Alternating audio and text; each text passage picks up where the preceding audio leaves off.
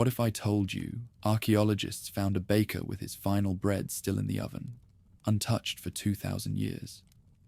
On August 24th, 79 AD, Pompeii was a thriving Roman city of 20,000 souls living ordinary lives. Children played with toys, families gathered for meals, merchants haggled in busy markets. Mount Vesuvius had been restless for days, sending warning signs, but citizens dismissed them as minor tremors. At exactly 1 p.m., the mountain exploded with nuclear force, instantly preserving their final moments in volcanic ash. What they were doing when death arrived is perfectly preserved and absolutely haunting. Beneath the wine-dark earth, the mountain screams. 4 miles down, where no human foot has ever trod, molten rock churns in chambers vast as temples. The pressure builds with each passing heartbeat, pressure that could shatter mountains, that could bury cities, that could turn a summer morning into humanity's final hour. Gas bubbles through liquid stone like breath through blood, seeking any crack, any weakness, any path to the surface world where 20,000 souls wake to greet what they believe will be another ordinary day. The horses know. In the stables of the Villa of Mysteries, the animals stamp and whicker in their stalls, eyes rolling white with an terror they cannot name. The stable boy, Gaius, tries to calm them with soft words and gentle hands, but nothing soothes the panic that runs through their blood like poison. They have heard something in the earth's deep voice that human ears cannot detect, the sound of a god preparing to wake. The dogs sense it too. Throughout Pompeii, from the grandest villa to the meanest hovel, hounds that should be sleeping in the morning cool pace restlessly, hackles raised, whimpering at shadows that exist only in the trembling of the ground beneath their paws. Their masters curse and kick, not understanding that these faithful guardians are trying to warn them of a danger beyond all comprehension. In the harbour, the water tastes wrong. Old fishermen, their hands scarred by nets and salt, pause in their work to stare at the bay's normally azure surface. The fish swim in strange patterns, diving deep and staying down, as if seeking refuge in the darkest depths. The dolphins that usually play in the warm shallows have vanished entirely, fled to waters far from shore. The mountain looms against the lightning sky, beautiful and serene, its slopes purple dark with vineyards that will produce wine no throat will ever taste. Morning mist wreathes its peak like a crown, and from this distance, safe, they think, Vesuvius looks peaceful as a sleeping god. But the earth beneath Pompeii's streets whispers of what comes, if only men had ears to hear it. But men see only what they choose to see. Modestus, the baker, pulls another loaf from his oven's glowing mouth, dismissing the horses' panic as summer nerves and the dogs howling as the ordinary madness of beasts. The bread is warm in his hands, its crust crackling in morning air that carries pine resin from the mountain's slopes. When a tremor runs through the stones beneath his feet, stronger than yesterday's, stronger than last week's, he steadies himself against the marble counter and shrugs. Vesuvius has been restless for 17 years, since the great earthquake. A mountain has moods, like any living thing. The charcoal glows cherry red beneath his shop, while outside, dawn paints the Bay of Naples in rose and gold. This is the hour he loves best. Before the city wakes fully, before the streets fill with vendors and slaves hurrying on errands, he cannot know that in 6 hours, this peaceful morning will become humanity's final hour of innocence. In the grand villa on the street of Mercury, Caecilius Jucundus wakes to water trickling in the impluvium and soft slave feet on marble. Morning light filters through his atrium roof, casting patterns across the mosaic floor, where dolphins dance in eternal procession. His Syrian slave girl, Melissa, appears with honeyed wine and dewy figs, her movements silent as shadows. The banker stretches beneath silk that travelled the length of the world to reach his couch. There are contracts to review from his mountain vineyards, accounts to settle with merchants who ship Pompeian wine to Rome's tables, the endless flow of money that passes through his hands like water. Through the doorway, he watches his wife Julia arranging roses at the household shrine, while their son Quintus practices Greek declensions, preparing for Athens and the wider world beyond these provincial walls. In the slave quarters, morning begins without formality. Narrow rooms behind the kitchen see bodies rising stiffly from their straw mats. Threx the gladiator runs scarred hands over his face, tasting yesterday's wine still sour on his tongue. The afternoon will bring training in the school's practice yard, bronze blade against bronze blade. But first there is bread to earn and water to carry. His Gallic companion Flammer checks the healing cut on his sword arm, a souvenir from last week's exhibition that left 3 men dead and the crowd screaming for more blood.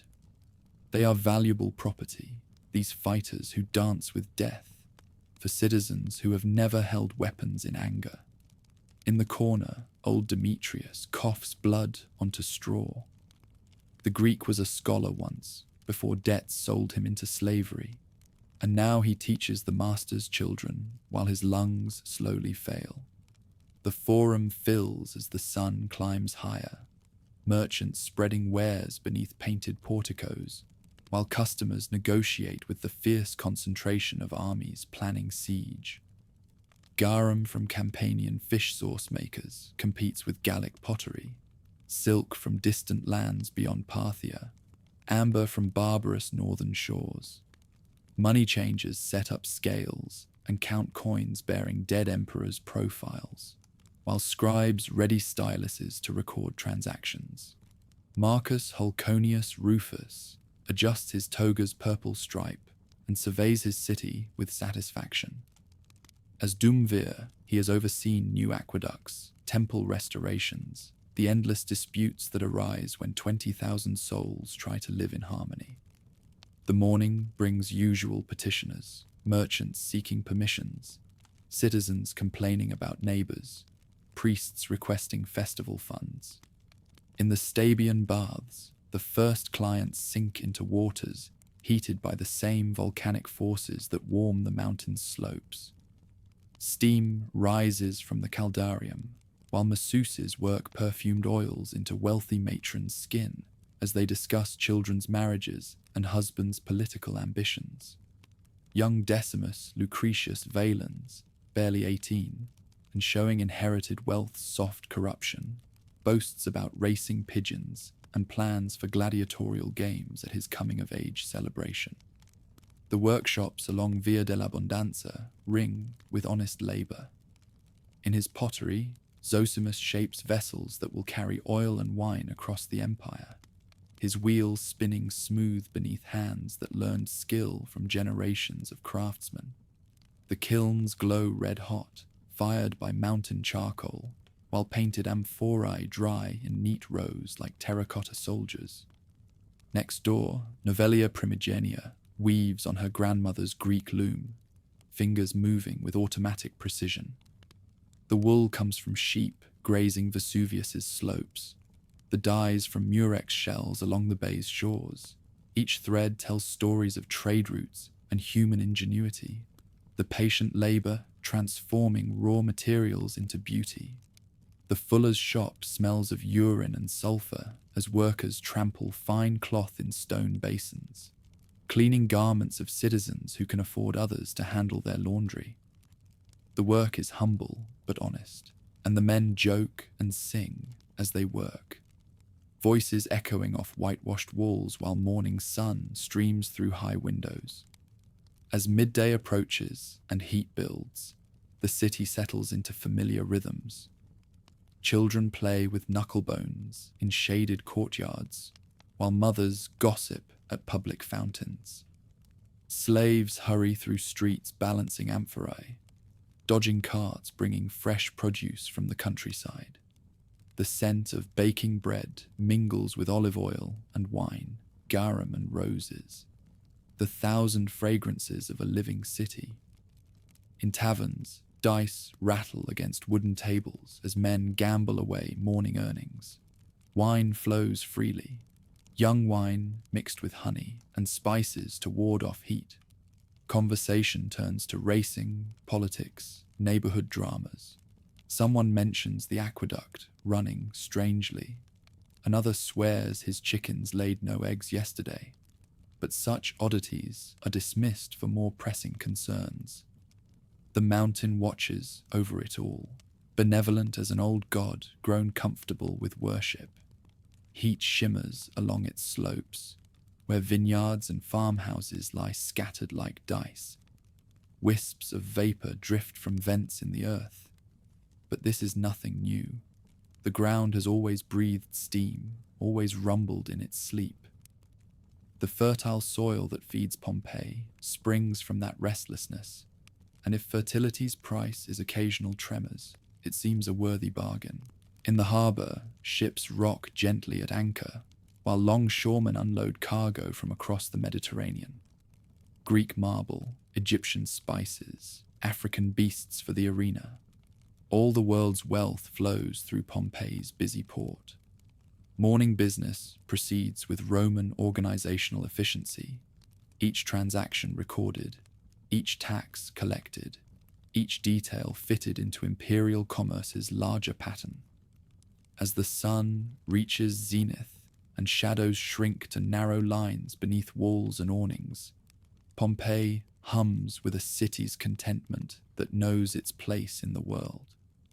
The mountain is quiet, the sky clear, and the day unfolds with predictable rhythm.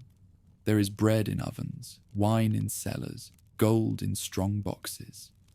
What more could reasonable people ask from life? 20,000 souls go about their business with unconscious confidence that tomorrow will be much like today. The mountain looms above them, patient as stone, keeping its own counsel while human comedy plays out in the streets below. And in his bakery, Modestus pulls the last batch of bread from his ovens and wipes sweat from his brow, unaware that he has just baked the final loaves his city will ever taste. Morning heat rises from stones still cool with night's memory, and Pompeii awakens to pleasure. This is what separates civilization from barbarism. Not just bread and circuses, but the deliberate pursuit of refinement, the transformation of mere survival into art. In bathhouses and training grounds, temples and taverns, citizens of this doomed city gather to celebrate being human, while the mountain prepares to remind them they are only mortal. Steam billows from the Stabian baths, like incense from luxury's altar. Within the caldarium, where water heated by Earth's own fire fills marble basins, Pompeii's elite conduct the real business of politics and power. Bodies gleaming with perfumed oils recline on heated benches, while slave girls fan them with peacock feathers. Gaius Cuspius Panzer leans back into water that could poach an egg, discussing upcoming elections with casual authority. His voice echoes off vaulted ceilings as he weighs candidates' merits, their ancestors' deeds against current wealth, public monuments against private scandals. Young Herculaneum shows promise. He murmurs to a wine merchant whose fortune has bought entry to circles birth once guarded.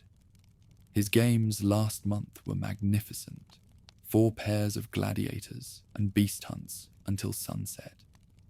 Across marble walls in the women's section, Julia Felix adjusts gold pins in her elaborately dressed hair and pretends not to notice how the water trembles in the basins. She has turned inherited property into a business empire spanning half the city, renting apartments to gladiators and shops to merchants with ruthless efficiency that Roman law permits to independent women. Her friend Eumachia, priestess of Venus, traces nervous patterns in the water while speaking of the upcoming festival. The goddess grows restless, she says, though whether she means Venus or the mountain looming over their conversation, none could say. Sacred doves refused to eat this morning, and the temple's sacred flame guttered twice without cause. Bronze rings against bronze in the gladiator school that will soon become a tomb. Threx the Thracian circles his opponent with fluid grace, scarred hands steady on his gladius while sweat streams down skin, marked by old wounds and older victories. His opponent is new, a German captured in the forest wars, still wild with recent slavery's rage. Where Threx fights with art, the barbarian fights with fury, hurling himself forward with desperate strength. He has not yet learned that arena survival requires more than courage. It demands transforming killing into entertainment, death into spectacle. From a shaded colonnade, their Lanista watches with calculating eyes, measuring his human livestock's worth. Each scar represents money invested, each victory a return on capital. Enough, he calls, and bronze swords lower. Tomorrow will bring other lessons, other rehearsals of mortality, until these men become perfect instruments of crowd desire for vicarious danger. Dice carved from ox knuckle bones rattle across wine-stained tables in the Subura's taverns. Here, where garam's scent mingles with cheap perfume and cheaper wine, citizens and slaves seek fortune's favor with desperate intensity. They know luck is the only god answering prayers quickly. Marcus Epidius Sabinus, a freed slave whose investments bought him merchant status, watches ivory cubes tumble and calculates odds with cold precision. Across from him, a young aristocrat whose grandfather's name appears on temple inscriptions stakes this month's allowance on Venus's favor. The mountain grows loud, observes a wine-sodden veteran, gesturing toward Vesuvius with a cup sloshing red as blood. My bones ache when she stirs. His companions laugh and call for more wine. What are old soldiers' worries to men whose greatest concerns involve cancelled races or discovered gambling debts? Jupiter's temple rises above the forum, like marble prayer made manifest, columns gleaming white against blue sky that will soon darken with ash. Here, where incense mingles with sacrificial blood, priests conduct rituals binding heaven to earth, divine will to human need. Lucius Caesius, the flamen tending sacred fire, pours wine dark as garnets onto the altar, while white-robed attendants chant prayers echoing through these halls since Rome was young. But fire sputters strangely today, and wine seems to boil when touching stone. His trained eye notes these omens, but interprets them as he has been taught. Signs requiring greater devotion, not warnings that nature prepares to overwhelm all human prayers. Smoke from burnt offerings rises straight into still air, carrying mortal hopes and fears to immortal ears that may or may not listen. Children scatter flower petals, while parents promise greater gifts if businesses prosper. Sons return safely, daughters marry well. Eternal bargains between human ambition and divine favor continue as they have for centuries, blind to powers that cannot be bargained with. The shadows shorten to thin lines beneath market stalls and temple steps as the sun climbs higher. Pompeii pulses with civilized life's rhythms, pleasure and power, worship and ambition, mortality's daily dance seeking meaning, in a world offering no guarantees. Citizens laugh and gamble, bathe and pray, train for battles that will never come, and plan for futures existing only in dreams. Patient as stone, the mountain watches over it all, keeping its own counsel while human comedy plays out below. Soon, so very soon, it will speak in a voice no amount of civilization can ignore.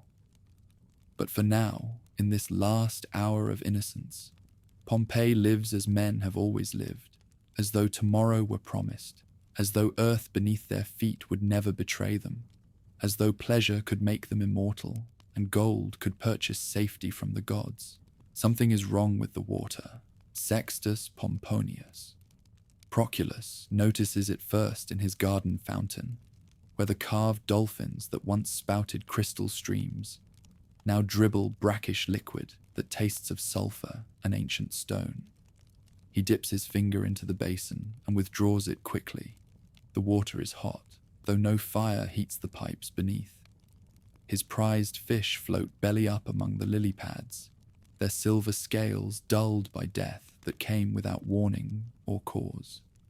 Earthquake damage, his steward suggests when summoned to inspect the phenomenon. The tremors must have cracked the aqueduct. But both men know the shaking has grown stronger these past days, rhythmic as a giant's heartbeat, persistent as prayer. What once felt like settling stones now feels like something stirring, something vast moving in the depths where mortal feet cannot tread. Proculus dismisses his steward with a wave and stares at his ruined fountain.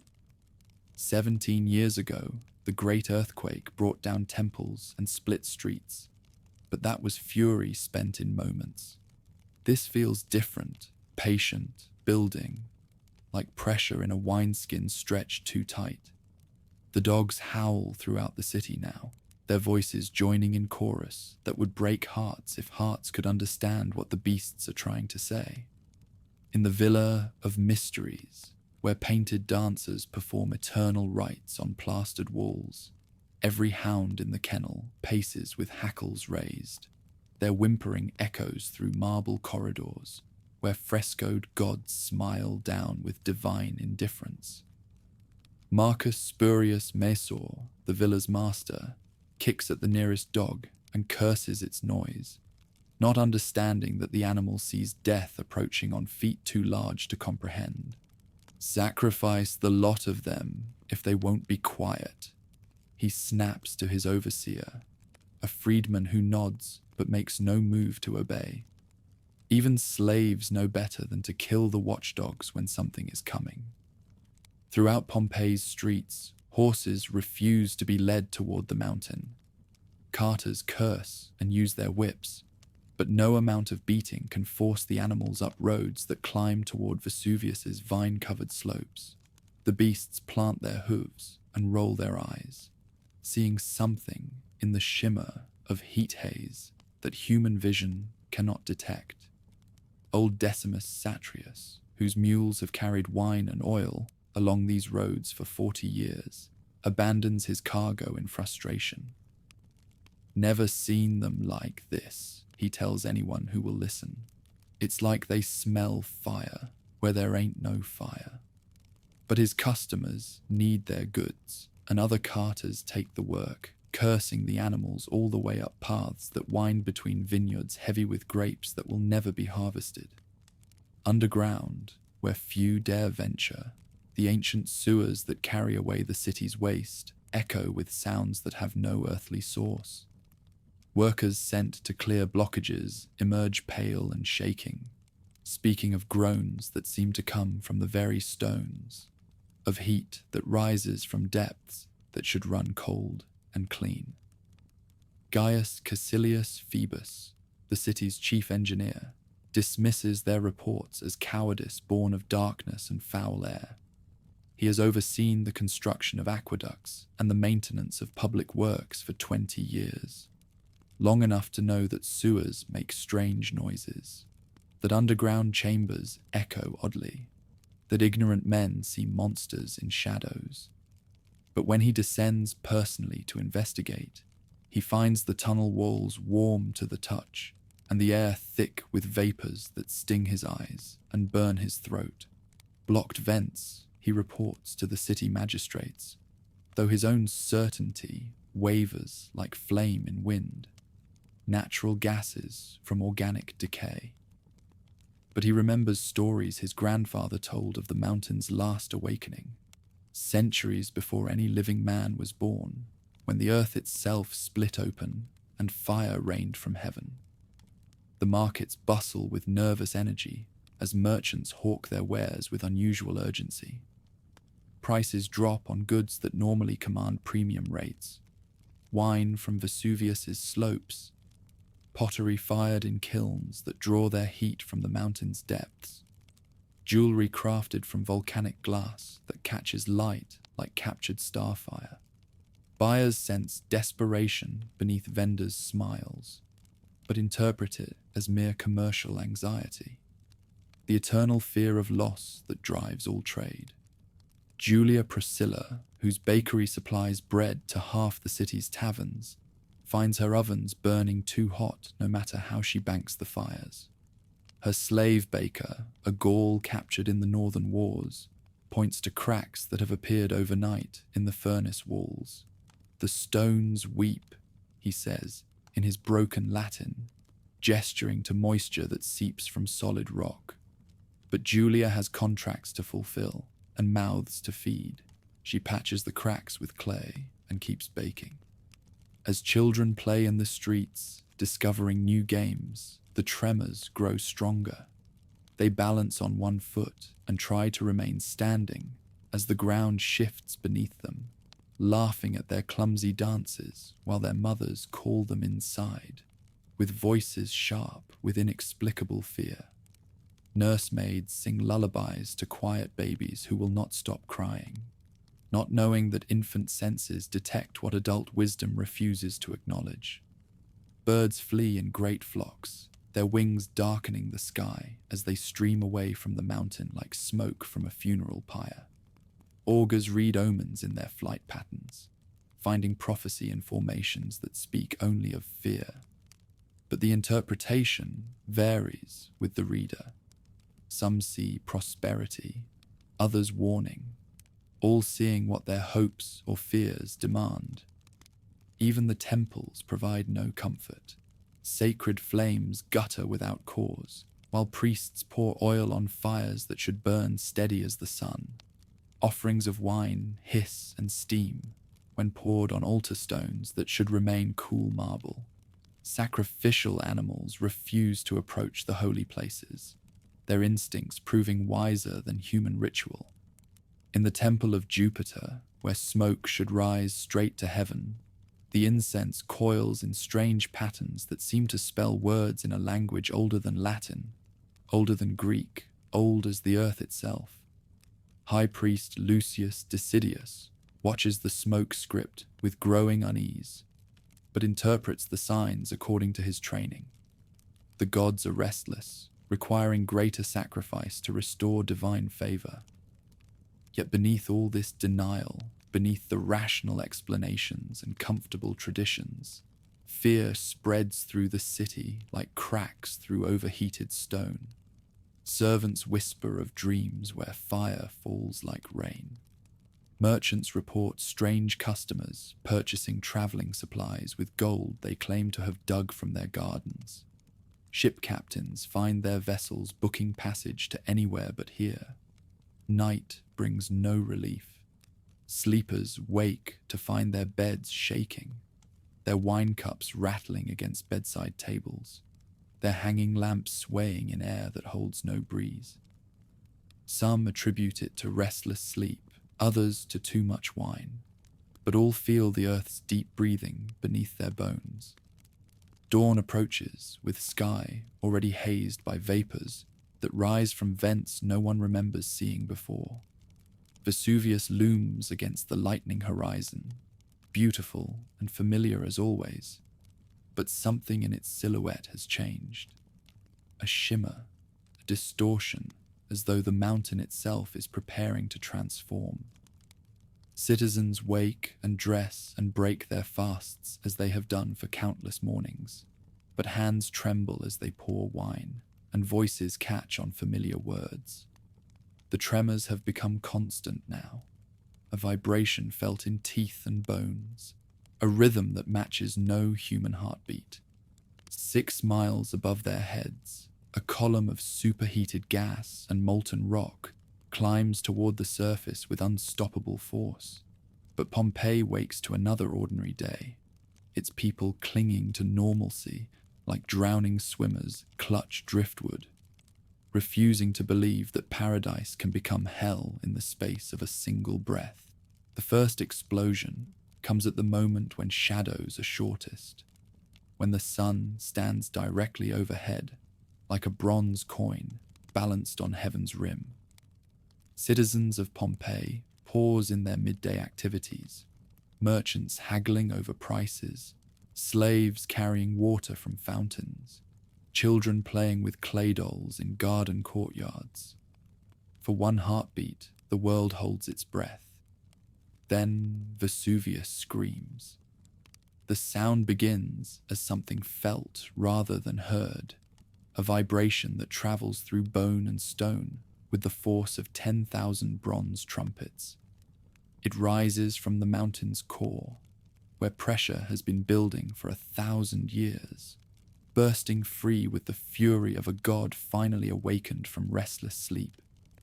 Windows shatter throughout the city. Wine cups leap from tables. The very air trembles like water disturbed by stones. Marcus Hulconius Rufus drops his stylus as the first shockwave reaches the forum. The wax tablet he was reading, a petition about damaged aqueducts, falls forgotten to the marble floor as he staggers toward the great columns of Jupiter's temple. Around him, citizens point and stare at the mountain that has been their benevolent neighbor for countless generations. Where Vesuvius once stood, serene and vine-covered against the azure sky, now rises a column of ash and fire that climbs toward heaven with unnatural speed. The mountain's peak has simply vanished, replaced by something that defies comprehension. A pillar of darkness shot through with lightning that grows taller with each passing moment. "The gods preserve us," whispers the priest Lucius Caesius, his white robes fluttering in winds that have begun to blow from the mountain with increasing violence. The sacred fire on Jupiter's altar gutters and dies, snuffed by air thick with ash that tastes of sulfur and terror. As the column climbs higher, higher than eagles fly, higher than clouds form, higher than any mortal structure ever built, its shadow begins to creep across the landscape like night falling at midday. The sun, so bright moments before, dims to a sickly bronze disk visible through the thickening haze. In his bakery, Modestus watches bread burn in ovens that no longer need his charcoal to fuel their fires. Heat radiates from the mountain with such intensity that stone walls grow warm to the touch. His Syrian slave girl, Claudia, tugs at his arm with hands that shake like autumn leaves. "Master," she pleads in accented Latin, "we must run. The mountain has awakened angry." But where can they run? The column of ash and fire spreads as it climbs, its umbrella-shaped crown beginning to blot out the sky. Already, the first fragments are beginning to fall. Not ash, but pieces of the mountain itself, pumice stones light as cork but hot as coals from a furnace. The first stone strikes the red tiles of Caecilius Jucundus's villa with a sound like breaking pottery. Then another, and another, until the air fills with burning hail that bounces off rooftops and cobblestones with deadly percussion. Citizens who moments before walked the streets in casual conversation now run for cover as the sky rains molten rock. In the gladiator school, Threx the Thracian knows death when he sees it approaching. He has faced it in the arena countless times, dancing with bronze blades while crowds screamed for blood. But this is different. This is not the clean death of combat, but something vast and impersonal, a force that makes no distinction between slave and citizen, coward and hero. "The mountain bleeds fire," says his Gallic companion Flamma, pointing to streams of molten rock that have begun to flow down Vesuvius's flanks like glowing rivers. Vineyards that this morning produced the sweetest wine now burn in seconds. Their vines transform to ash before the grapes can fall from dying stems. The harbour churns with panicked activity as ship captains attempt to weigh anchor and flee to open water. But the Bay of Naples, usually calm as a mirror, now heaves with unnatural waves as the seafloor itself shifts beneath the assault. Fish float dead on the surface while dolphins that once played in these waters flee toward deeper, safer depths. Children who laughed at morning tremors now cling to their mothers' skirts as the world they knew dissolves around them. The falling pomace grows heavier, each stone larger than the last, and rooftops that have sheltered families for generations begin to sag under the accumulating weight. Proculus, the magistrate who dismissed his fountain's strange behavior as mere earthquake damage, finds himself trapped in his villa as burning stones pile against his doors like siege engines hurled by invisible catapults. Through his window, he watches the city transform from paradise to inferno in the space of minutes. Streets that echoed with merchants' cries now echo with screams, as citizens realize that all their rationalizations, all their comfortable explanations, have been lies they told themselves to sleep peacefully in the shadow of a sleeping giant.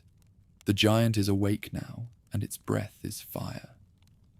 As afternoon light dims to an unnatural twilight, Pompeii's 20,000 souls face a choice that will define their final hours.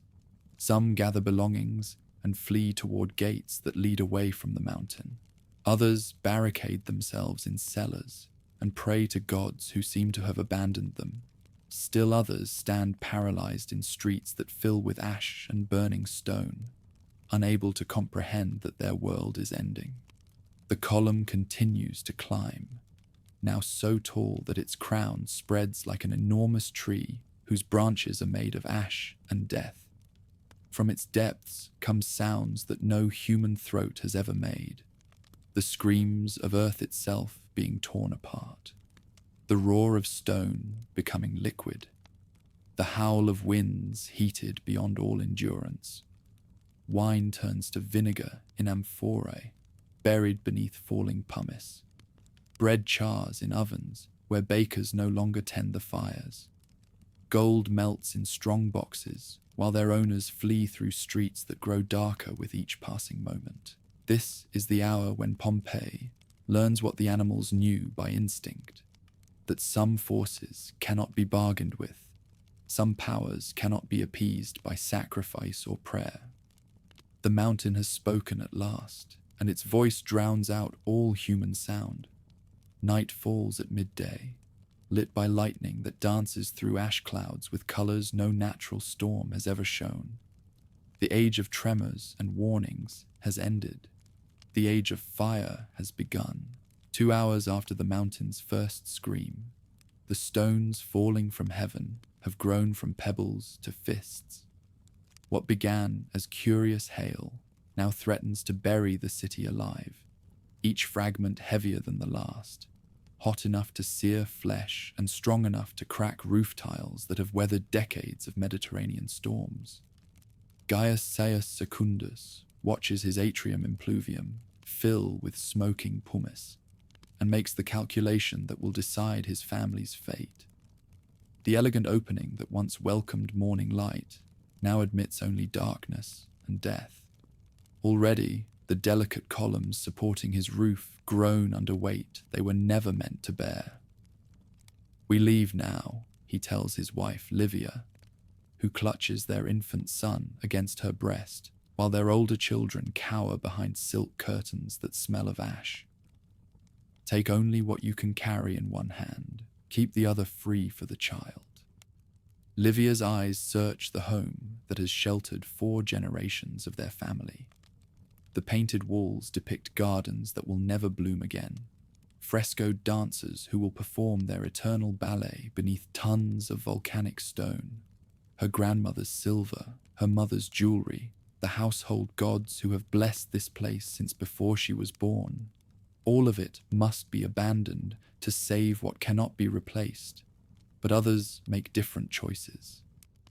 3 streets away, Marcus Spurius Mesor barricades himself in the Villa of Mysteries with his entire household, 30 souls trusting thick walls to protect them from nature's fury. Roman engineering built these foundations, he declares to his steward, who eyes the ceiling beams with growing alarm. Stone and mortar will not yield to mountain tantrums. His slaves exchange glances, but say nothing. They have noticed how the painted walls weep moisture that tastes of sulfur, how the marble floors grow warm beneath their sandals, how the air itself seems to thicken with each breath. But they are property, not counselors, and property does not question its owner's wisdom. The streets of Pompeii transform into rivers of panic as families flee with whatever they can salvage from lives built over generations.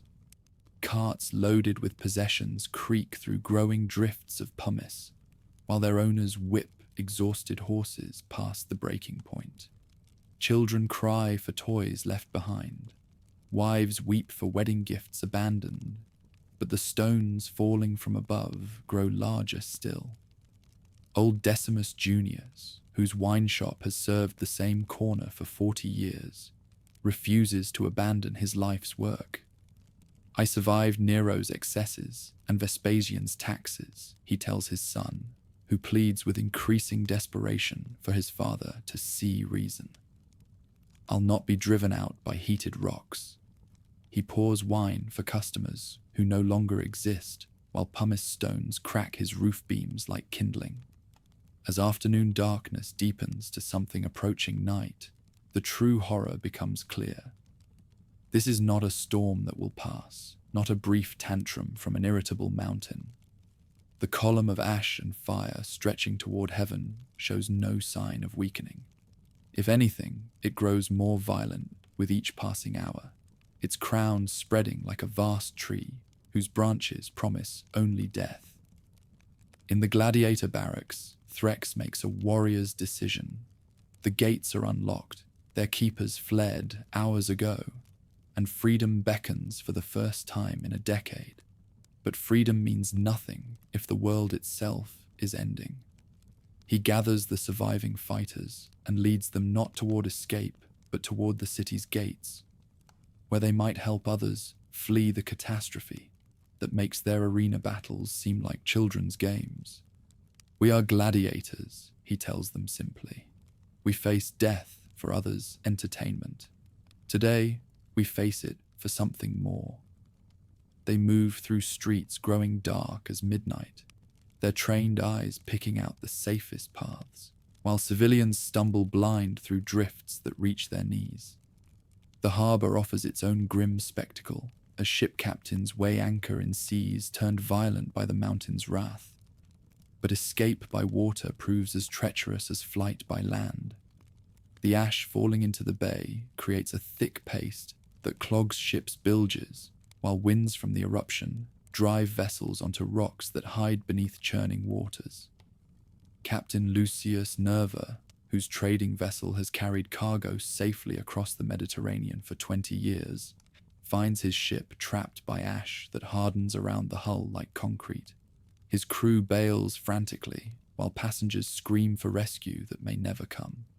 Through the supernatural darkness, he can see other vessels suffering the same fate. Proud ships reduced to prison hulks by volcanic stone. Those who choose to stay face their own mounting terrors. Rooftops throughout the city sag and crack as pumice accumulates faster than can be cleared. Families huddle in ground floor rooms while the upper stories of their homes collapse with sounds like thunder. Each crash marks another refuge lost, another family forced into spaces that grow smaller as the ashfall deepens. Julia Felix, the businesswoman who turned property into profit, discovers that wealth means nothing when the sky falls. Her carefully maintained apartment blocks fill with pumice through broken windows, while her tenants flee or die. She stands in her garden, watching fish float dead in fountains clogged with volcanic debris, and understands that this day has rewritten all the rules she lived by. Children who this morning played innocently in sunny courtyards now press their faces against shuttered windows, watching their world disappear beneath grey death. Some cry for parents who went out to gather supplies and never returned. Others sit in silence that speaks louder than screams, their young minds struggling to process the end of everything familiar. The pumice keeps falling, heavier and hotter with each hour. What began as curiosity has become catastrophe. What started as inconvenience has become apocalypse. The mountain's breath burns everything it touches, while its bones bury everything it cannot burn.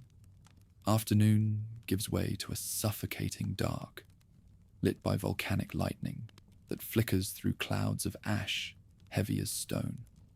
The city that had opened its eyes to an ordinary sunrise now finds itself in alien blackness, where dawn feels impossibly far, a relic of another world. In cellars and temples, in villas and hovels, the survivors of Pompeii's first hours count their blessings and calculate their chances. Some pray to gods who seem deaf to mortal pleas. Others simply hold their loved ones close and wait for morning that may never come.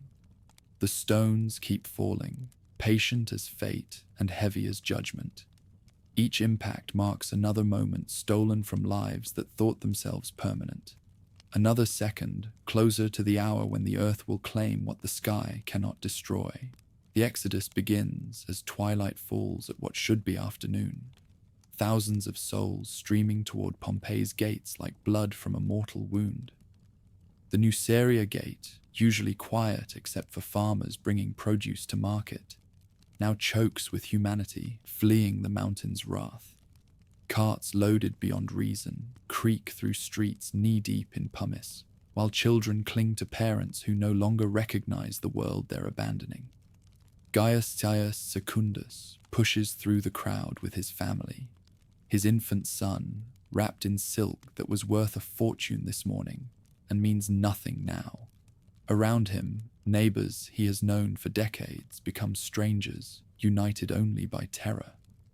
The baker's wife stumbles under the weight of flour sacks, all she could save from her husband's shop before the roof collapsed. A goldsmith clutches tools that once shaped beauty, but now serve only as burden. "Stay together," Secundus shouts over the chaos, his voice barely audible above the crash of falling pumice, and the wails of those too weak or too late to join the flight. His wife Livia follows with their older children, stepping over possessions that other families have already abandoned. Bronze mirrors, painted pottery, books that chronicled lives now ending. The city gates, built to control the orderly flow of commerce, become bottlenecks of desperation. Guards who should maintain order have fled with their families or died at their posts. Marcus Tyrrhenius Restitutus, a wine merchant whose carts once moved freely through these passages, finds his loaded wagon trapped between a fallen ox and a family carrying their paralyzed grandfather on a makeshift stretcher. "Leave the wine," his wife pleads, pulling at his arm as pumice stones crack their cart's wooden wheels. But the merchant stares at amphorae that represent his life's work, unable to comprehend that wealth has become meaningless when measured against breath. Beyond the gates, the roads to Nuceria and Stabii stretch like rivers of human misery. Families who owned comfortable villas this morning now trudge through volcanic ash, with bleeding feet, their fine clothes torn by stones that fall like divine judgment. The elegant litters that once carried wealthy matrons lie abandoned by slaves who chose survival over service. Young Quintus Pompeius, son of a magistrate, helps his aged grandmother navigate roads that disappear beneath accumulating debris. Each step becomes a battle as ash drifts deeper. transforming familiar paths into alien landscapes where vineyard markers vanish beneath grey death. His grandmother, who this morning gave orders to a household of 30 slaves, now depends on her grandson's strength to take each laboured breath. But not everyone chooses flight. Throughout the city, families barricade themselves in cellars and storage rooms, trusting stone walls to protect them from nature's fury. In his villa near the amphitheatre, Marcus Epidius Rufus gathers his household in the strongest room, where amphorae of wine and oil offer the promise of survival until the mountain's tantrum ends. "We stay," he declares to servants who eye the block doorway with growing unease. These walls have stood for centuries. Roman engineering will not yield to heated stones. His confidence wavers as another roof tile crashes in the courtyard above, but pride prevents retreat. Better to die in his ancestral home than flee like a common refugee. The gladiators who earlier chose heroism over freedom find their mission transformed by the city's chaos. Threx, the Thracian, leads his band through streets that grow more treacherous with each passing hour, helping trapped families escape collapsed buildings, carrying children too weak to walk, becoming shepherds for flocks of human sheep who have lost all direction. At the Stabian Gate, where morning bathers once entered seeking pleasure, panic transforms order into nightmare. A cart overloaded with household goods blocks the passage while its owners argue with guards who insist on searching for tax purposes, even as the world ends around them. Behind them, hundreds wait in darkness that tastes of sulfur and defeat. Threx arrives with his gladiators as the crowd grows violent. "Move the cart," he orders, his scarred hands making the request a command. When the merchant objects, the Thracian simply lifts the man aside and signals his companions. Trained muscles make quick work of the obstacle, while grateful families pour through the opening, like water through a broken dam. "This way," Threx calls to those still trapped inside the city. "Follow the road to Stabii. Stay together. Help those who fall." He stations his men at intervals along the route, living markers to guide refugees through darkness that conceals every familiar landmark. Those who remain in the city face mounting isolation as neighbors flee and buildings collapse. Julia Felix, the businesswoman whose properties once generated steady income, finds herself alone in her villa as the last of her slaves choose freedom over loyalty. She walks through rooms where painted walls depict gardens that will never bloom again, touching furniture that will soon bear the weight of volcanic burial. The painted dancers on her walls seem to mock her situation, frozen in eternal celebration while the living world crumbles around them. She considers following her fleeing servants, but cannot bring herself to abandon everything she has built. Instead, she opens her best wine, fills her finest cup, and settles in her garden to wait for whatever morning might bring. As full darkness falls, true night merging with volcanic twilight, the great city of Pompeii bleeds its population into the surrounding countryside. Some flee with hope, others with desperation, but all carry the knowledge that they are witnessing the end of their world. Behind them, buildings collapse with sounds like thunder, while ahead lies uncertainty darker than the ash-choked sky.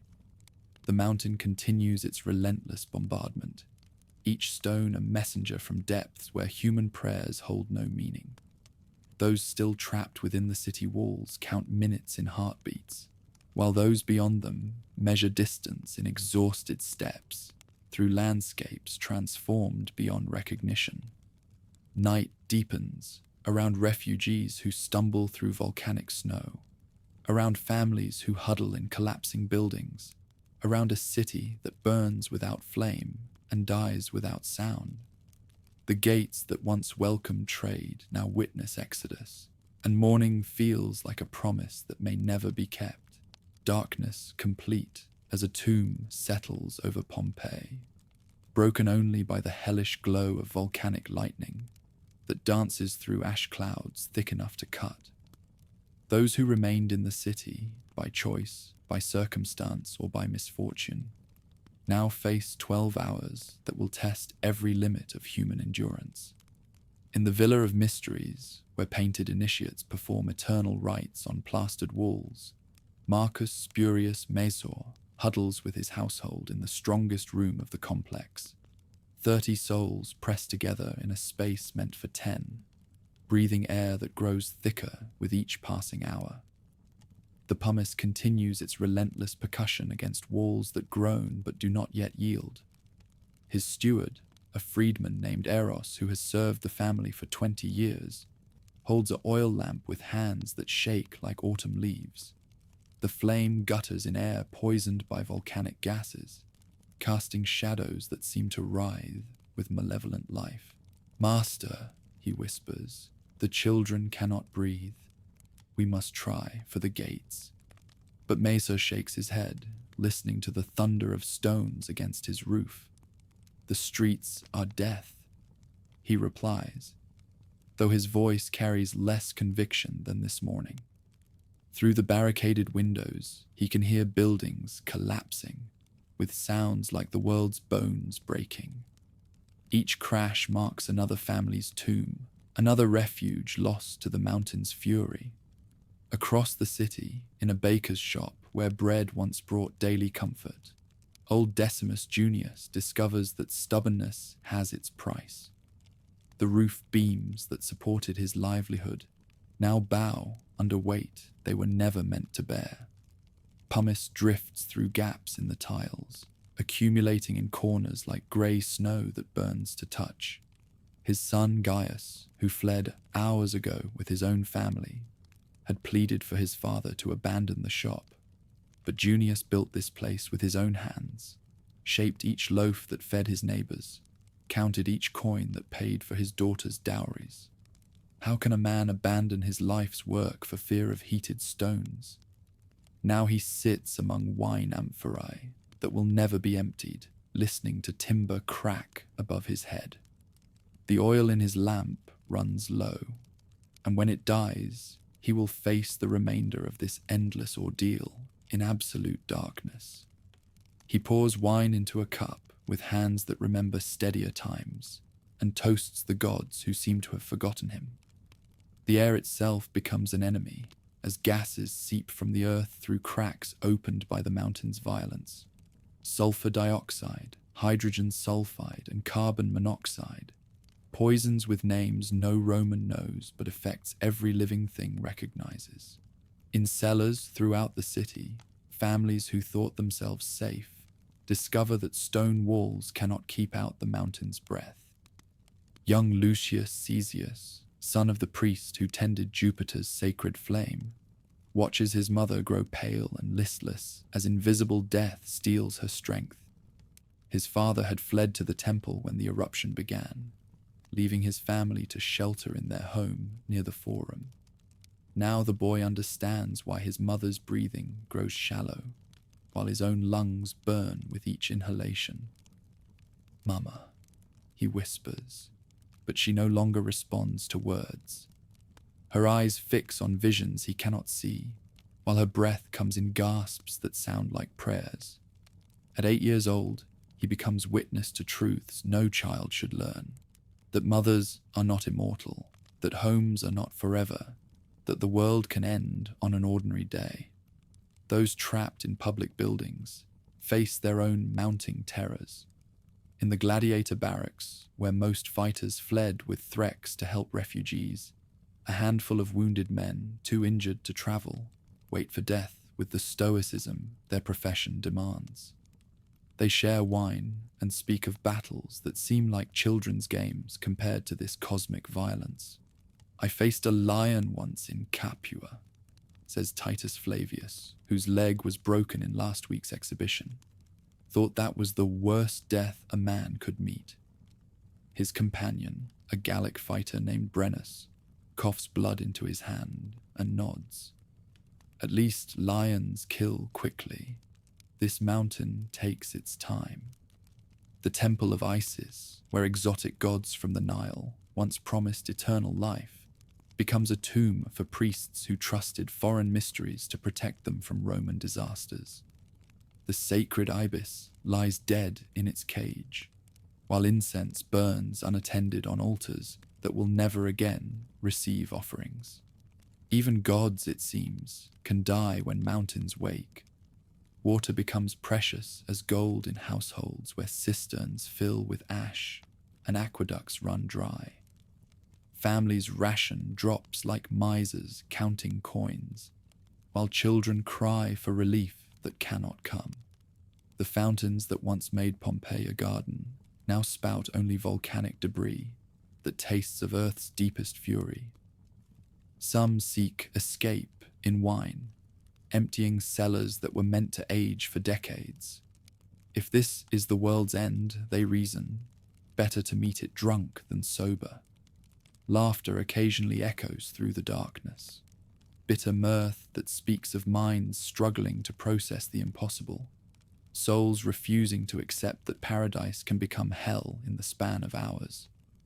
Julia Felix, alone in her villa, with only painted dancers for company, finds strange comfort in solitude.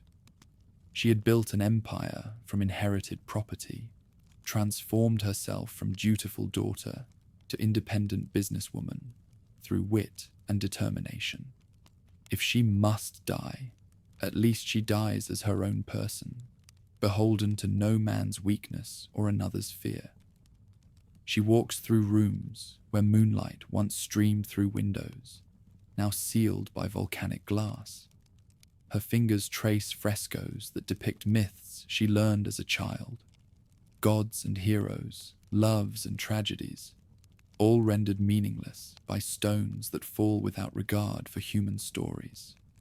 Prayers rise from every corner of the dying city, desperate pleas in Latin and Greek, Oscan and Aramaic, all the languages that commerce and conquest have brought to these cosmopolitan streets. But if gods listen, they give no sign. The mountain continues its bombardment with mechanical persistence, each stone a reminder that nature recognizes no human authority. Hours crawl by with the patience of torturers, while trapped citizens measure time in heartbeats and labored breaths. Some sleep fitfully, exhausted by terror that cannot be sustained indefinitely. Others maintain vigilant watch, as if observation alone might ward off catastrophe. The horizon begins to pale, yet the light it carries offers no deliverance. Instead, it heralds trials more brutal than what has already passed, as though the darkness had been nothing but rehearsal for the ruin still to come. At 30 minutes past the 6th hour, when dawn should paint the Bay of Naples in rose and gold, death arrives with the speed of a racing horse and the heat of a furnace opened in hell. The mountain, which has spent 18 hours hurling stones like an angry giant, now unleashes something far more terrible. A wave of superheated gas and debris that flows down Vesuvius's slopes faster than any living thing can run. The first pyroclastic surge strikes Pompeii's northern districts with the force of divine judgment made manifest. Buildings that survived the night's bombardment of pumice stones simply vanish in clouds of gas heated to 600 degrees, hot enough to melt lead, hot enough to boil blood in an instant, hot enough to transform human flesh to charcoal before the brain can register pain. In the Villa of Mysteries, Marcus Spurius Mesor never sees his death approaching. He sits with his back against the strongest wall of his house, surrounded by the 30 souls who trusted his Roman confidence, when superheated wind arrives like the breath of an awakened demon.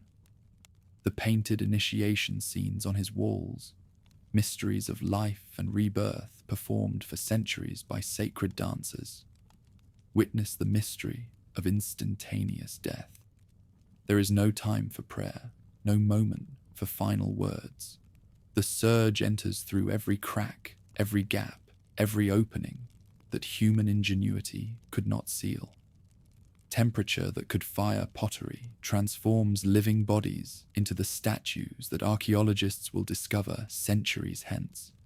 Men and women frozen in their final moments, their faces turned away from heat that death could not let them feel. Misor's steward Eros, who held the guttering oil lamp through the endless night, dies with his hands still cupped around the flame that symbolized hope. The children who could not breathe in the poisoned air find their last breath stolen by gases that turn lungs to ash.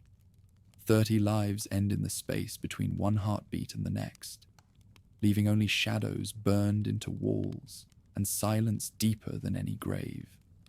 The surge rolls through the city streets like a river of invisible fire, seeking every hiding place, penetrating every shelter. Stone walls that Romans trusted to protect them from barbarian armies prove useless against nature's ultimate weapon. The volcanic flow follows the contours of the land, filling low places and overwhelming high ground with equal indifference.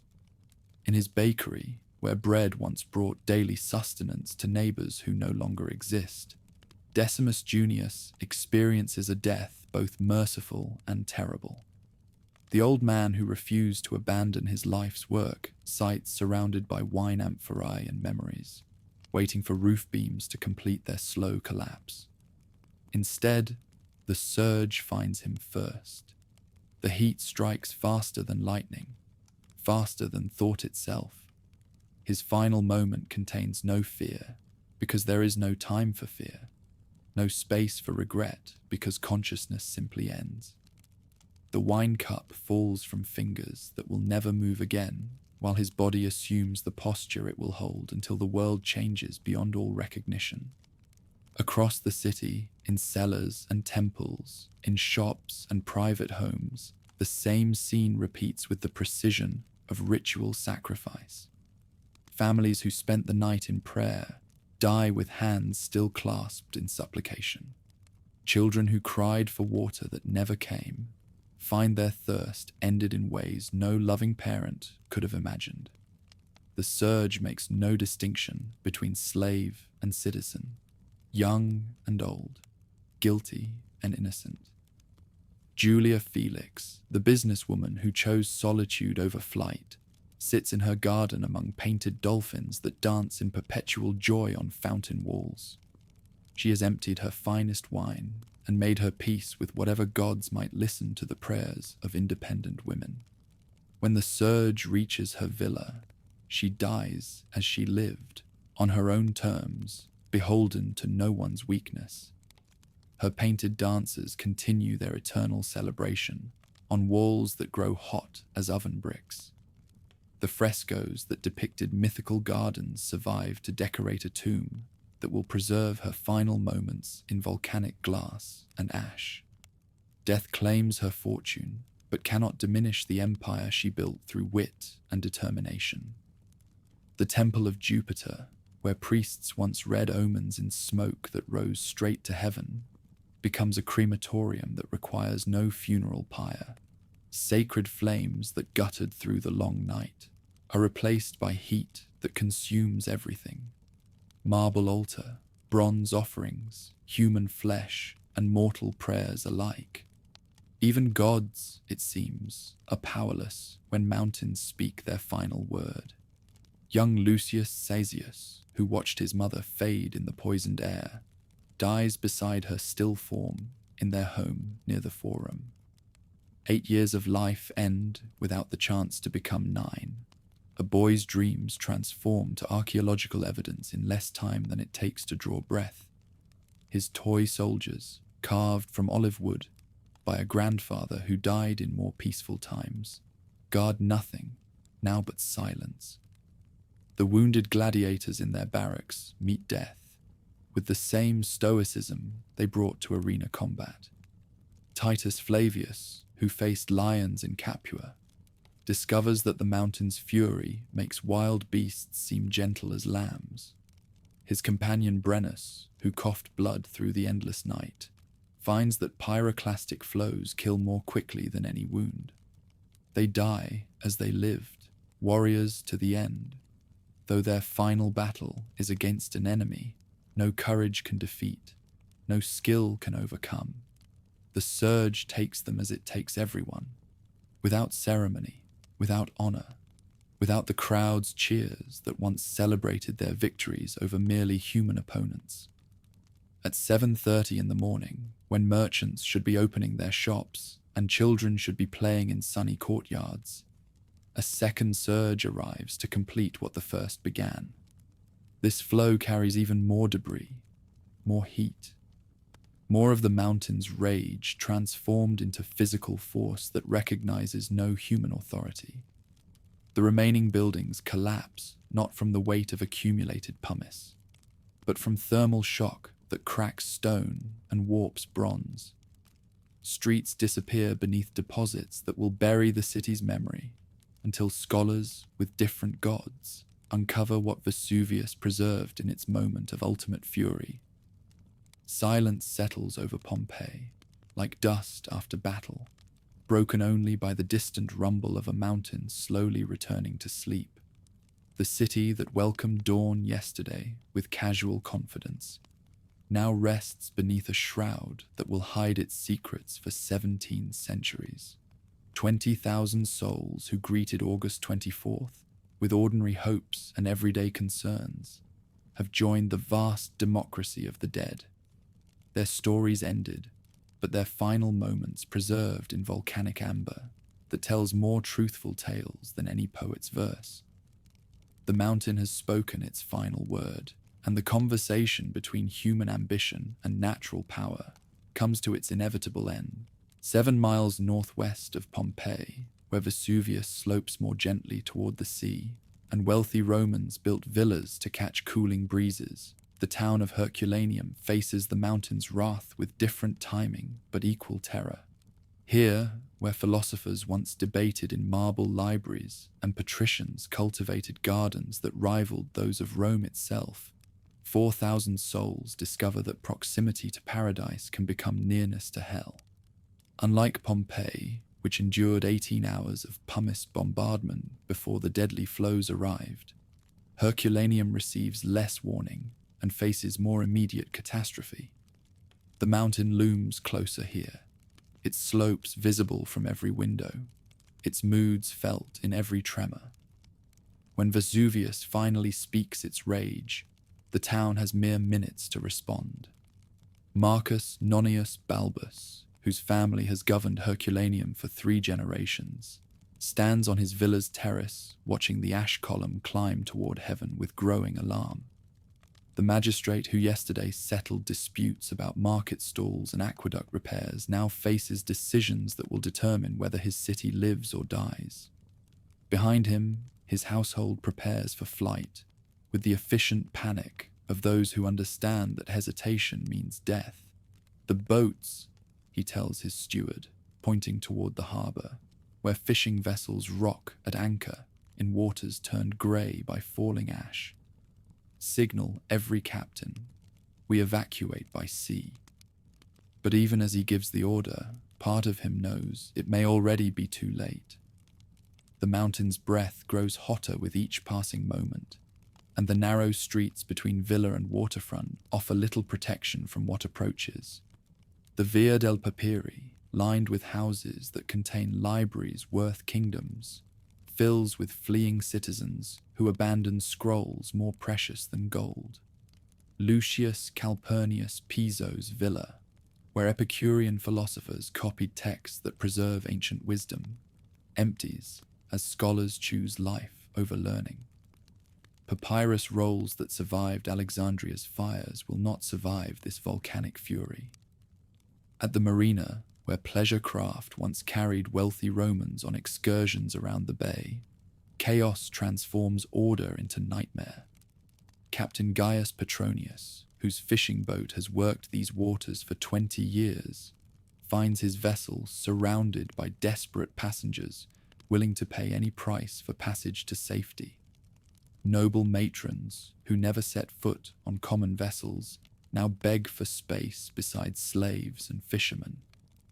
Room for 30, no more, Petronius shouts over the growing tumult, but 40 hands reach for his gunwales while the Ashfall thickens around them. Children separated from parents scream through the grey twilight, while their elders calculate impossible choices. Save the young or save themselves. Preserve families or preserve lives. Aulus Furius, Saturninus, a banker whose wealth could purchase fleets, discovers that money cannot buy what does not exist. Every boat in the harbour fills beyond safe capacity, while hundreds more press toward the waterfront, with hope that burns brighter than the mountain's fires.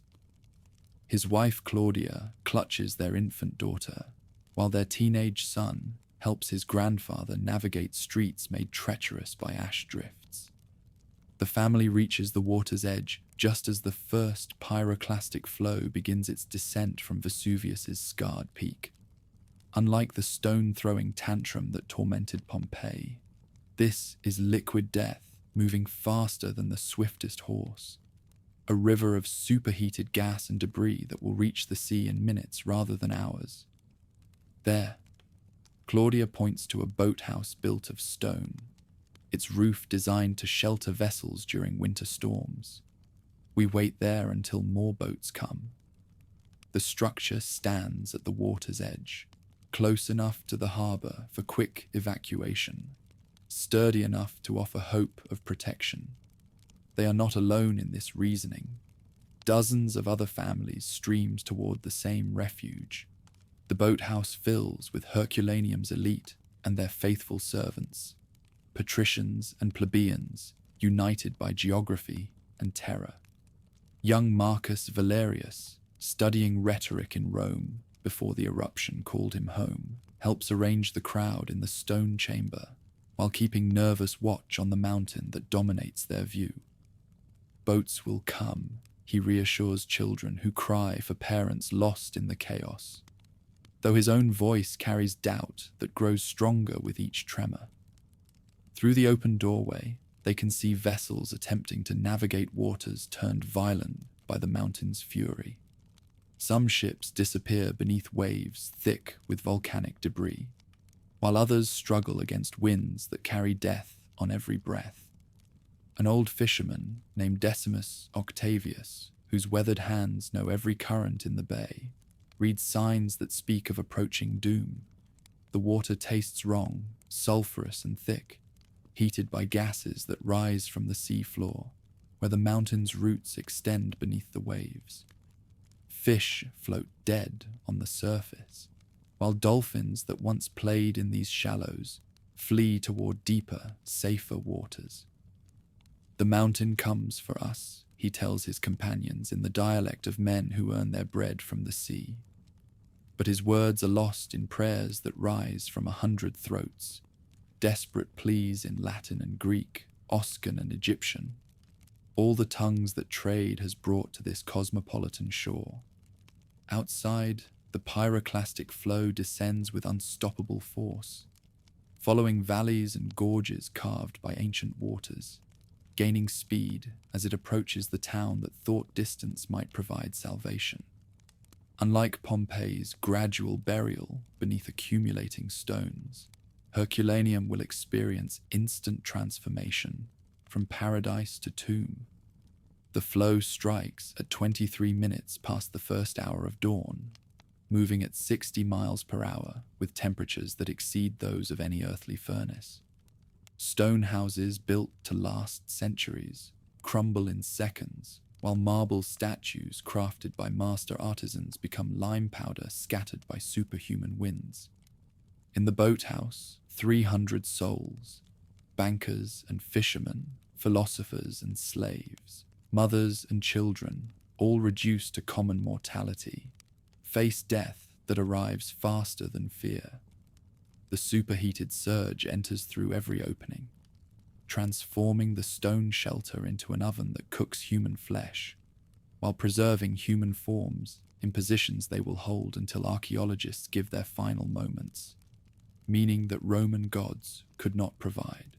Marcus Nonius Balbus dies clutching his grandson's hand, while Claudia covers her infant daughter with arms that become eternal shields. The old fisherman Octavius maintains his watch on waters that boil like soup in a cauldron, while young Marcus Valerius, whose rhetorical training taught him to find words for every occasion, discovers that some moments transcend all language. Their bodies, flash-heated to the point where organic material becomes carbonized shadow and mineral replacement preserves exact detail, create a library of final moments more eloquent than any scroll in Piso's villa. Here, death writes its own philosophy in poses that speak of love transcending terror, courage outweighing despair, human dignity surviving even nature's ultimate violence. The surge passes in minutes, leaving Herculaneum buried beneath 60 feet of volcanic debris that will prove both tombstone and time capsule. Where morning light should reveal fishing boats returning with their catch, only silence remains above a town transformed from living community to archaeological treasure. The Bay of Naples, which has carried Roman ships to every corner of the Mediterranean, now carries ash and debris towards shores that will remember this day in layers of stone that tell stories no poet dare invent. Beyond the mountain's immediate fury, on roads that wind through countryside now transformed into alien landscapes, the exodus from Vesuvius continues its desperate march toward uncertain sanctuary. Those who fled Pompeii in time stumble through volcanic snow that burns their feet and chokes their lungs, while ash falls like grey rain on a world that no longer recognizes its own geography. Gaius Caius Secundus, who led his family from their villa before the roof could collapse, discovers that escape from the city was only the beginning of their ordeal. His infant son, wrapped in silk that was precious yesterday and is worthless today, coughs in air thick enough to cut with knives. Behind them, the mountain continues its apocalyptic display, hurling stones and ash high enough to scrape the belly of heaven. How much farther to Nuceria? His wife Livia asks, though her voice carries the hollow tone of someone who no longer believes in destinations. Their older children stumble beside her through drifts that reach their waists, their small hands leaving bloody prints on ash that cuts like broken glass. Around them, other families wage the same battle against landscape and weather that conspire to transform flight into death march. The road to Stabiae, usually a pleasant journey through vineyards and olive groves, has become a river of human misery, where the living help the dying and the strong carry the weak until strength fails them too. Quintus Pompeius, the magistrate's son who helped his grandmother escape the city, now carries her lifeless body because he cannot bear to abandon what remains of his family to volcanic burial. Marcus Cyrenius Restitutus, the wine merchant who lost his cargo at the city gates, leads his family with the desperate energy of a man who knows that stopping means dying. His wife begs for rest every few hundred paces, but he understands what she does not, that the ash continues to fall, that the toxic gases follow the fleeing crowds, that refuge lies only in distance and altitude. The mountains, he gasps, pointing toward peaks that rise beyond the ash cloud's reach. Clean air in the high country. But the mountains shimmer like mirages in heat that radiates from the earth itself, and every step toward them becomes a battle against exhaustion that deepens with each labored breath. Some refugees discover that geography offers its own cruel choices. The coastal road towards Sorrentum, which should provide escape by a different route, reveals itself as trap when pyroclastic flows race down valleys faster than human feet can climb opposing slopes. Families who thought themselves beyond the mountain's reach find death approaching at the speed of cavalry charges, giving them time for final prayers but not for final escapes. Threx the gladiator, who led his band to help refugees in the city's final hours, finds his warriors' training serves him well in this new kind of combat. He organizes the stronger survivors into groups that can assist the weak, establishing way stations where travelers can rest briefly before resuming their march toward whatever safety distance might provide. "Stay together," he calls to families scattered by panic and exhaustion. "Share water, help those who fall." His scarred hands, which once wielded bronze blades for crowd entertainment, now distribute bread to children who cry for mothers lost in the chaos. The arena taught him to face death with courage, but this disaster teaches him that saving lives requires different skills than taking them. Yet even those who reach apparent safety discover that the mountain's reach extends beyond sight or understanding.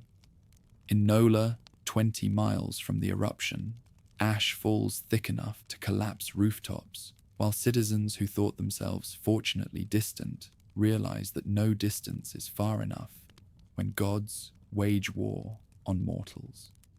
Lucius Virginius Rufus, a retired senator who chose Nola for its peaceful vineyards and healthy climate, watches his garden disappear beneath grey death that transforms paradise into wasteland. His olive trees, planted by his grandfather in more hopeful times, break under the weight of volcanic snow, while his fish ponds fill with ash that poisons everything it touches. "Send messages to Rome," he tells his secretary. Though both men understand that roads may no longer exist and messengers may not survive to carry word of this catastrophe, the emperor must know that Campania dies. But his words carry the hollow ring of orders, given to a world that no longer follows human command. The cloud spreads with the relentlessness of plague, Vesuvius's breath drifting into cities that had never feared volcanic wrath. In Capua, gladiators drill for Rome's games with faces wrapped against air that scorches their throats and blinds their eyes. In Neapolis, where Greek thought meets Roman rule, philosophers argue whether the disaster is divine judgment or mere chance, even as ash settles over streets hushed in unnatural silence. Ships fleeing across the Bay of Naples carry refugees who escape with their lives but lose everything else. Captain Marcus Lucilius, whose trading vessel rescued a dozen families from Herculaneum's harbour, watches his passengers weep for homes that no longer exist, while his crew struggles to navigate waters turned dangerous by debris that floats like islands of the damned. "Where do we take them?" his mate asks, gesturing toward refugees who clutch possessions saved from the apocalypse. A child's toy, a wedding ring, a scroll containing family genealogies that now record the last generation to see their ancestral city. But Lucilius has no answer except to sail beyond the ash cloud's reach and hope that somewhere in the vast world, sanctuary still exists.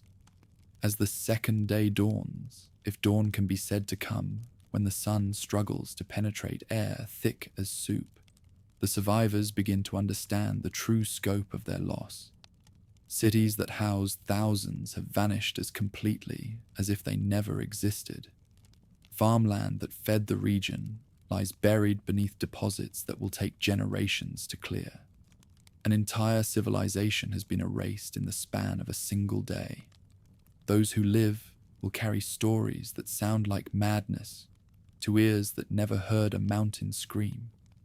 They will speak of stones that fell like rain, of air that burned the lungs, of cities swallowed by earth that opened like hungry mouths.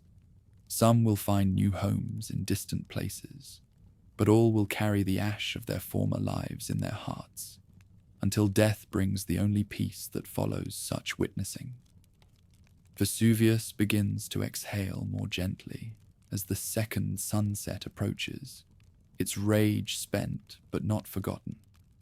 Smoke still rises from the crater that was once a serene peak, while the landscape below settles into silence that will endure for centuries.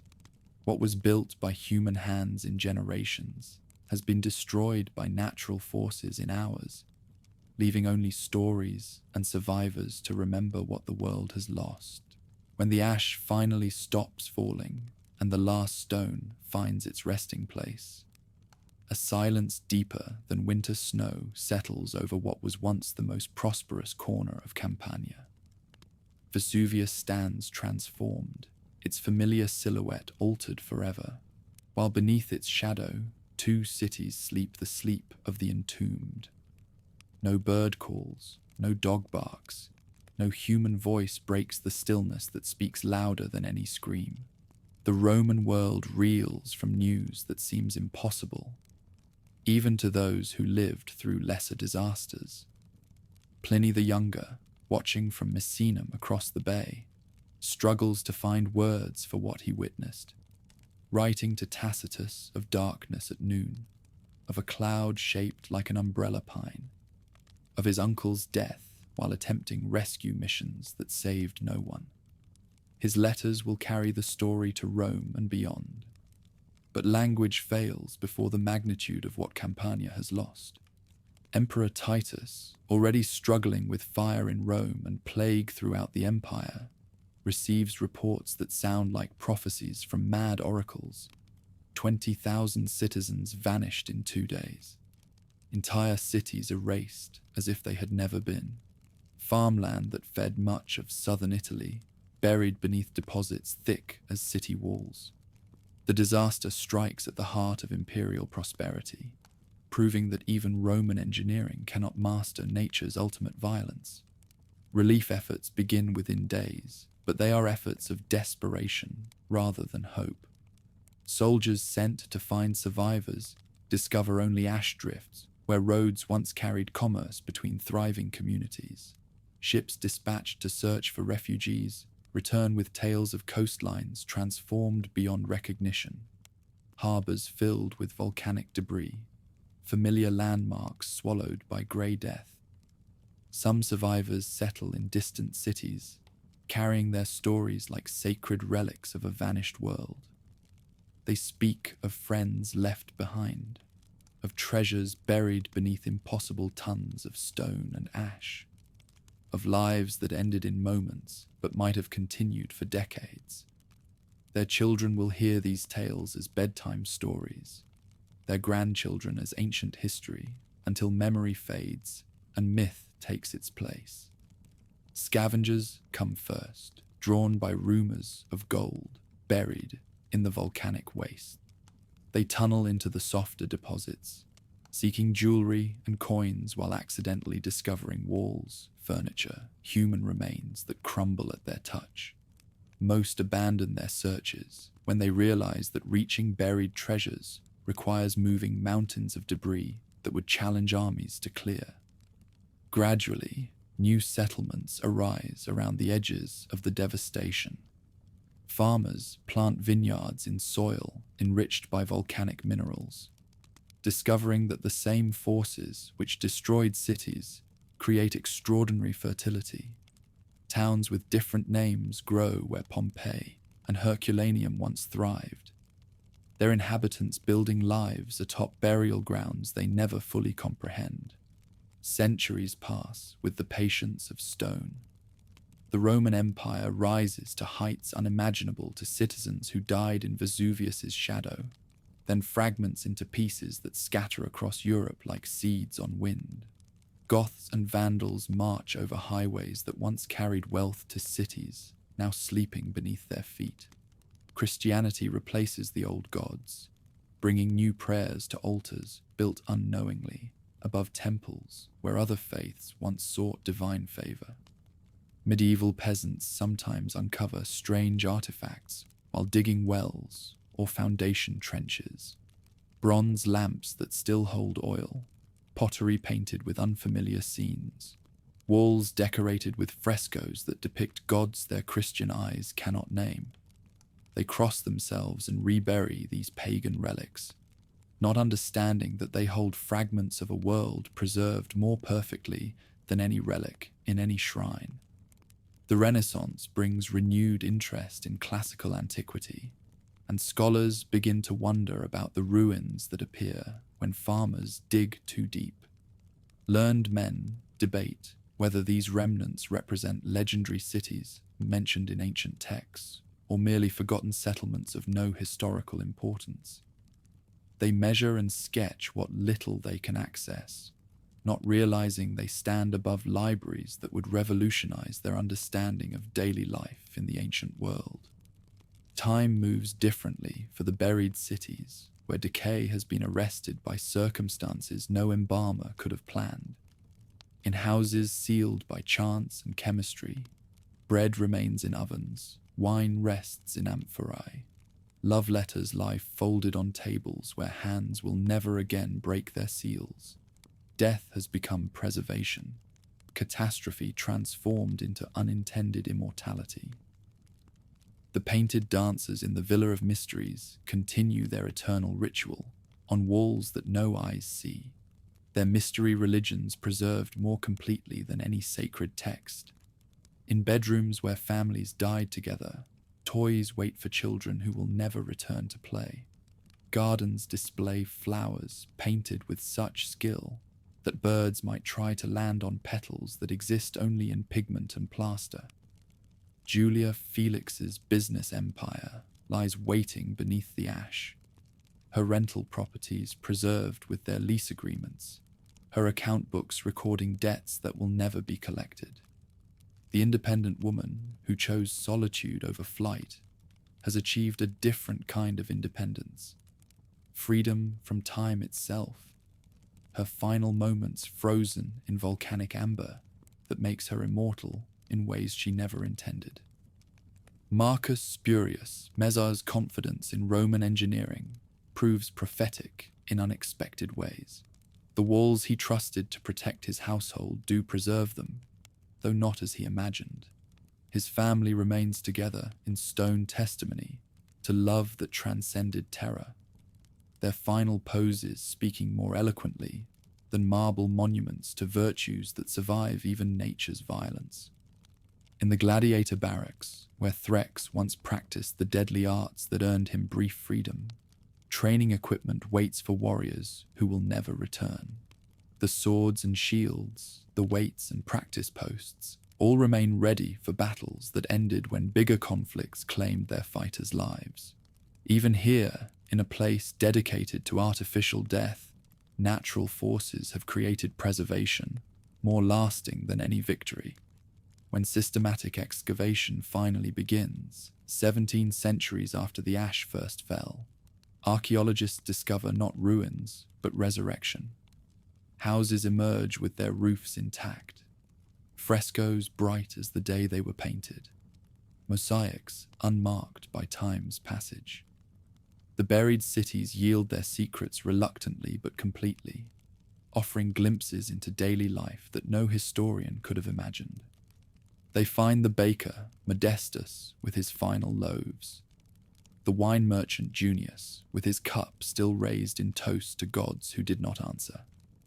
They uncover families died holding each other, servants who died protecting their masters, children who died in their mother's arms.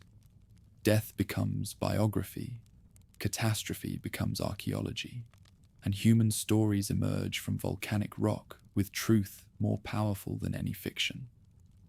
The mountain that destroyed these cities has also preserved them, creating an accidental time capsule that speaks across millennia to remind later generations that civilizations rise and fall, that nature's power dwarfs human ambition, that love and courage persist even when worlds end. In seeking to bury the past, Vesuvius has instead made it eternal, transforming tragedy into testimony that will outlive empires. Beneath tons of hardened ash, Pompeii and Herculaneum wait in perfect silence, their stories ready to be told to any age wise enough to listen, patient enough to dig, and humble enough to learn from those who thought tomorrow was guaranteed, but discovered it was only hoped. The news reaches Rome like a dagger thrust to the heart of the empire. Emperor Titus, barely 2 years on the throne, and already tested by fires that consumed much of the capital, receives dispatches that read like reports from the underworld itself. Two of Campania's most prosperous cities have vanished in the span of 2 days. 20,000 Roman citizens dead. The bay that once sparkled with merchant vessels now churns with debris and ash. Pliny the Elder lies dead on the beach at Stabiae, the great naturalist who authored 37 volumes of encyclopedic wisdom, killed by the very forces he tried to study. The admiral who commanded Rome's Mediterranean fleet died attempting rescues that saved perhaps a dozen lives, while the mountain claimed thousands. His nephew, young Pliny, writes letters to the historian Tacitus that will preserve these moments for posterity, but the words feel inadequate before such magnitude of loss. The cloud was rising from a mountain, he writes, struggling to find language for the indescribable. Its general appearance can best be expressed as being like an umbrella pine, for it rose to a great height on a sort of trunk and then split off into branches. But how can metaphors of familiar trees capture forces that remake geography in hours? Titus dispatches the best Rome can offer: engineers who built aqueducts across valleys, architects who raised temples to touch the sky, administrators who govern provinces larger than ancient kingdoms. Marcus Coccius Nerva leads the relief effort with wagons of grain, gold, and medical supplies, expecting to find damaged cities that Roman ingenuity can restore. Instead, he discovers landscapes so altered that even veteran soldiers become lost. Familiar roads buried beneath deposits deeper than buildings stood tall. Caesar, Nerva writes in his first dispatch, where Pompeii thrived, we find hills of ash and pumice. No structure rises above the waste, no street can be traced. The very coastline has changed. Herculaneum's harbour lies buried beneath rock flows that reach the sea still glowing with heat. We search for survivors, but hear only silence. The survivors themselves arrive in distant cities like ghosts from another world, their clothes stained grey with volcanic dust, their eyes holding visions that will haunt them until death provides the only possible peace. They speak of stones falling like rain, of darkness at midday, of air that burned the lungs while buildings collapsed around them. Some weep for families left behind. Others maintain the terrible calm of minds that have seen too much too quickly. Gaius Caius Secundus reaches Nola with his wife and children, the family that fled their villa before the roof could collapse. His infant son survived the journey, but bears scars from volcanic glass that cut like razors. They find shelter in a temple to Jupiter, refugees in their own empire, wealthy citizens reduced to dependence on imperial charity. We owned vineyards on the mountain's slopes, Secundus tells his hosts, though the words feel strange in his mouth. Past tense has claimed his entire life. The economic devastation spreads like ripples from stones cast in still water. Pompeii's merchants traded throughout the Mediterranean. Their absence disrupts commerce from Spain to Syria. Ships seeking Campanian ports find only changed coastlines where familiar harbours once welcomed cargo from across the known world. The granaries that fed much of southern Italy lie buried beneath tons of volcanic debris, forcing emergency grain shipments from Egypt and Africa. Threx, the gladiator, never reached the mountains he sought. Rescuers find him 2 days later on the road to Nuceria, dead beside a family he died trying to protect. The warrior who faced death for entertainment died serving life instead. His final battle fought against forces no courage could defeat. They bury him with honours, due a soldier, though he never served in any legion but the one that fights humanity's eternal war against indifferent nature. The gladiator schools throughout the empire feel Pompeii's loss like a severed limb. The training grounds that produced fighters for Rome's entertainment. the barracks where skills were honed and reputations built, lie entombed with their masters and students. Midday, who invested fortunes in human livestock, discover that even the most valuable property means nothing when the world ends. For the faithful, the catastrophe defies easy explanation, seeming to outstrip any notion of justice from the heavens. Jewish thinkers, their wounds from Jerusalem's destruction still raw, see in Pompeii's fate a dark reflection of their own loss. The Most High shows all peoples that human pride comes before the fall, writes Rabbi Eleazar in a letter to colleagues in Babylon. Roman or Jewish, Greek or barbarian, all flesh is grass before the whirlwind. Among the hidden circles of early Christians, the volcanic flames are taken as proof that prophecy has come to pass. The mountain that destroyed cities dedicated to false gods speaks to them of judgment, days when earthly powers face accounting by authorities that recognize no human law. Yet they also organize relief for survivors regardless of faith, remembering teachings about loving enemies and feeding the hungry. Poets and historians attempt verses about destruction that defeats imagination. Martial, Rome's great satirist, begins epic lines about the disaster but abandons them as inadequate. What words serve to describe chaos itself? He asks in letters to friends. What meter contains the end of worlds? Better to remain silent than trivialize with verse what deserves only tears and memory. Statius, born in Neapolis and raised in Vesuvius's shadow, watches his childhood landscape vanish beneath grey death. The poet who celebrated imperial triumphs finds no triumph in nature's victory over human ambition.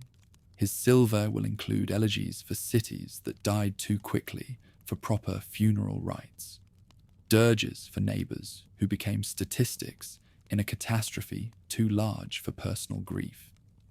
The Senate debates monuments and memorials, while emergency measures consume the treasury.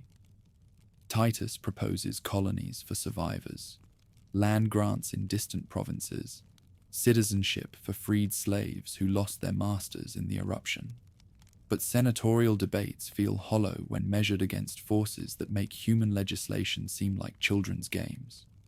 Provincial governors throughout the empire receive instructions to prepare for similar disasters, though no one understands how to defend against mountains that turn murderous. Grain reserves are increased, evacuation routes planned, emergency funds allocated. The empire that conquered the Mediterranean world discovers that some enemies cannot be fought with legions, some defeats cannot be avenged with bronze and iron. The children born to survivors will grow up hearing stories that sound like mythology. Their parents speak of cities where bread remained warm in ovens, wine sweet in cellars, gardens blooming until the world ended on an August afternoon. These children will carry the tales to distant corners of the empire, ensuring that Pompeii and Herculaneum live in memory long after their stones lie buried. Years pass, then decades, then centuries. New towns grow around the edges of the devastation, their inhabitants building lives atop burial grounds they gradually forget. The rich volcanic soil attracts farmers who discover that the same forces which destroyed cities create extraordinary fertility for crops and vines. Pilgrims come to see the wasteland where cities once thrived, seeking lessons about mortality and the fragility of human achievement. Some leave offerings at makeshift shrines. Others simply stand in silence before forces that humble even imperial pride. The mountain that spoke once remains quiet, but its message echoes through generations that never heard its voice. In distant Britain, where legions guard the empire's newest frontier, soldiers who never saw Vesuvius receive veterans who survived the eruption. The stories spread through campfires and barracks, tales of stones falling from heaven and cities swallowed by earth itself. Even barbarians beyond the walls learn of Roman cities that vanished in days, wondering if the empire that seems so permanent might prove as fragile as morning frost. The dead cities sleep beneath their shroud of ash and stone, waiting for hands that will not dig for 15 centuries. But their memory lives in the empire that survived them, a reminder that some forces transcend human authority, that nature keeps its own counsel regardless of mortal ambition, that even the greatest civilizations build their glory on foundations that time and chance can sweep away like dust before the wind.